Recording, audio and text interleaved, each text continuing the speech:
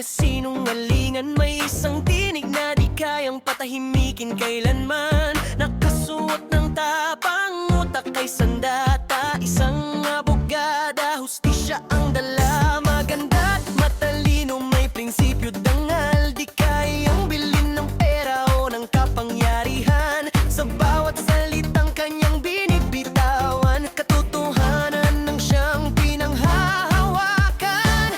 Kapag may balitang tila may kulang, kapag may post na pilit kang nililinlang, tumataas ang kilay, napapaisip agad. Isang tanong ang sumisigaw sa ulap: Bakwe?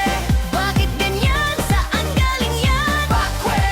May resibo ba o gawa-gawa lang? Di pwedeng basta maniwala, dapat may ebidensya, malinaw, tama. Sa laban ng totoo at kasinungalingan, siya ang boses ng bayan.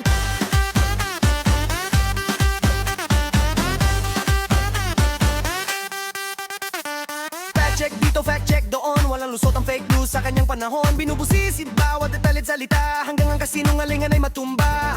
Mga korap na politiko'y nananginig sa liwanag na kanyang hatid.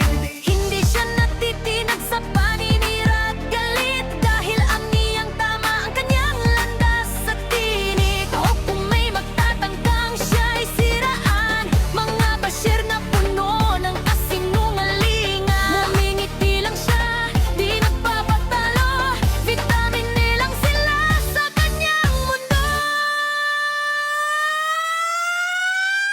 Ate, bakit takot sa katotohanan? Ate, kung tama ka, ilabas ang ebidensya mo naman. Kasama ang kaklir sa laban, buong bayan ang sumisigaw. Sa dilim ng panlilinlang, siya ang ilaw na matibay at totoo. Hindi ito kwento ng iisa lang, ito'y laban ng bawat mamamayan. Nasawa na sa kasinungalingan at handang tumindig para sa katotohanan. Sa bawat tanong na bakit, nagsisimula ang liwanag. Sa bawat resibo't ebidensya, nabubuo ang hustisya.